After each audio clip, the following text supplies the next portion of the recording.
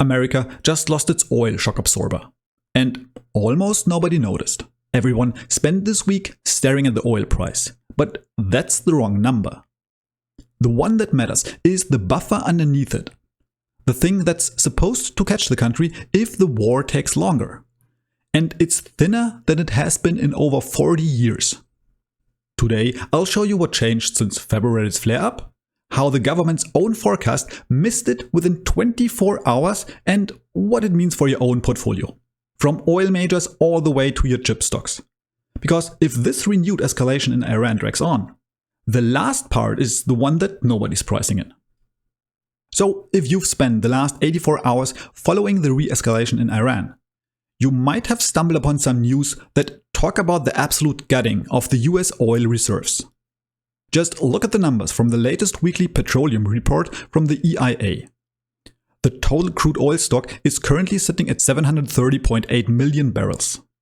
That's 411 million barrels in the commercial stock and 319 in the SPR. And the total stock is down from 829 million barrels last year. That's a decline of almost 12% in 1 year. In fact, this is the lowest it has ever been since 1985. And if you look at the crude sitting in the SPR, the Strategic Petroleum Reserve, on its own, it has even fallen to the lowest it's been since 1983. You have to ask yourself, how did the government not see this coming? On July 7th, the US Energy Information Administration published its monthly forecast. The baseline assumption inside the forecast was incredibly optimistic. Following the ceasefire agreement signed in June, the agency calculated that shipping through the Strait of Hormuz would normalize and crude production would come back online. They predicted that Brent crude would fall to an average of $74 a barrel for the rest of the summer and drift down to $65 by next year. Well, that model survived for barely 24 hours. That very night, Iranian forces fired on 3 tankers in the Strait of Hormuz, which was immediately followed up by the US attacking 80 targets in Iran. And by the next morning, Trump told reporters that the ceasefire was over and revoked the 60-day sanctions waiver that allowed Iran to sell oil during the ceasefire. By the time the markets closed on July 8th, Brent easily surpassed the forecast from the EIA and was sitting at over $77, up 5%. As of the recording of this video, the Brent price is sitting at $76. The lesson for investors isn't just that government missed the call. It's that these reports work on a fixed monthly date. And the next report isn't due until August. So right now, all market participants are left in a vacuum. The data still calculates a piece, but this is not the case anymore. Now, to understand why this inventory matters, we have to look back to February 2022. Back then, the strategic reserve was at around 584 million barrels. Then Russia invaded Ukraine and Washington authorized the largest emergency release since this reserve exists. Over the next 6 months, it released 180 million barrels to keep the gas prices from exploding. And by July 2023, the SPR had fallen to 350 million barrels, a multi-decade low at the time. 2025 brought a small recovery. The Department of Energy repaired the infrastructure and started buying oil back and took advantage of the temporary low oil prices. But that was all completely erased again when the US and Israel started the war in Iran and the US contributed 172 million barrels to the IEA's release. But the structural danger isn't just that the reserve is smaller. A government report from this past May found that the SPR's drawdown infrastructure is running at just 61% of its design rate. So even if Washington wanted to move oil faster, the pipes can't keep up anymore. But there is a common mistake when tracking these oil reserves. Because most people just assume that these reserves can be drawn down all the way to zero. But in the real world, there's a physical limit. This is called dead storage. Millions of barrels of crude must remain inside the pipelines and tank bottoms of the commercial stocks just to maintain the physical operating pressure. If the tanks drop below that floor, the system gets vapor locks, mechanical failures, and the whole system grinds to a halt.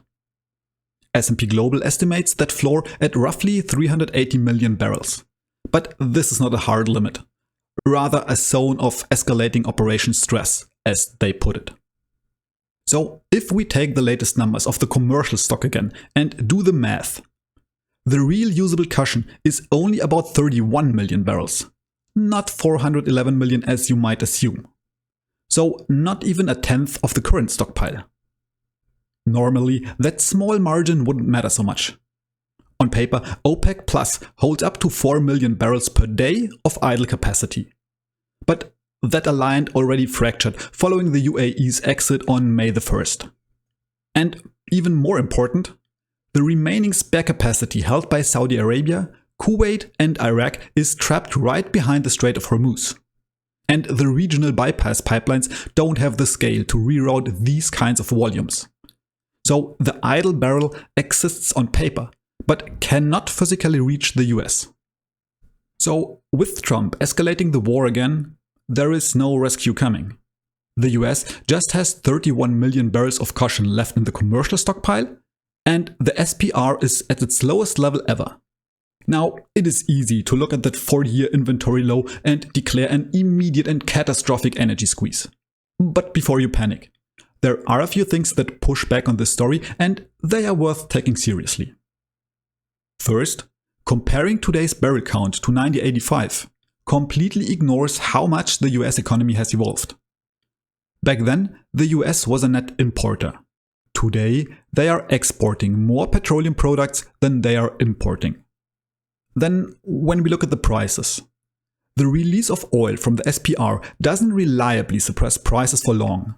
They cool the futures market temporarily, but the market knows that the reserves eventually need to get refilled. And this builds in a price floor of its own. And the oil production in the US itself is also much higher today than it was in the 1980s.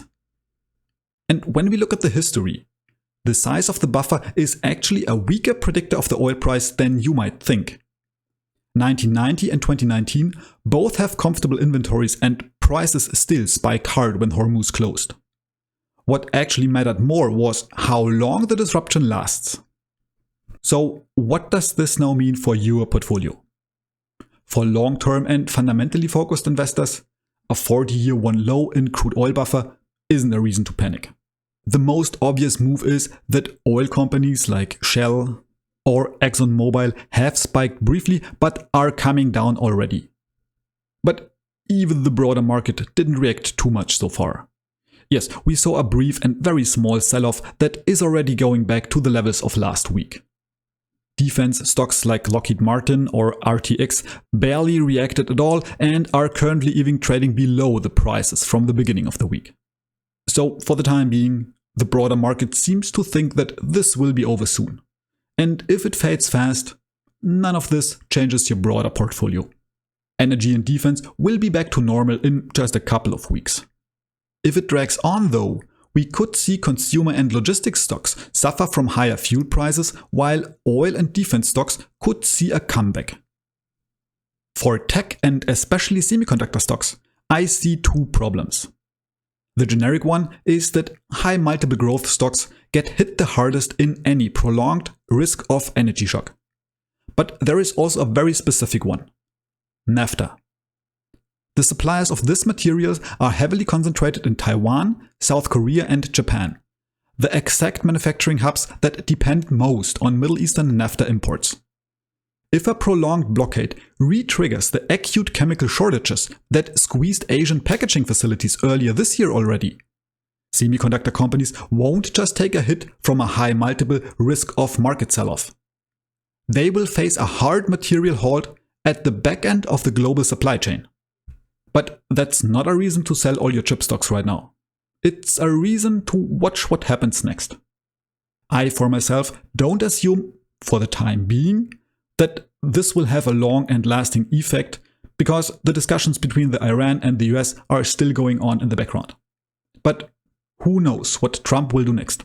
But as always, that's just my opinion.